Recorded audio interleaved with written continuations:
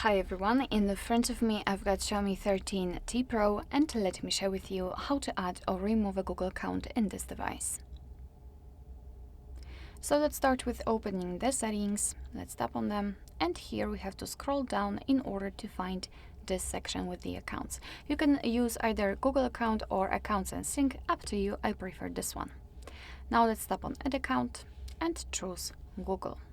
Make sure that you've got the internet connection because it is required for this operation, and from this step we can either create a new account if you do not have your own yet, or simply type your email or phone. So let me do it. And just a quick disclaimer, you do not have to enter the full email address, just the very first part of it before the @ symbol, because after tapping on next your device will autofill it. So here we have to enter the password, and let me do this out of the screen.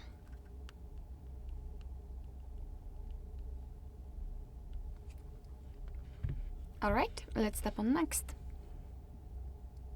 Here we've got Google Terms of Service and Privacy Policy, so of course you can read it, just tap on it, and here you've got the info. Let's tap on I agree after reading.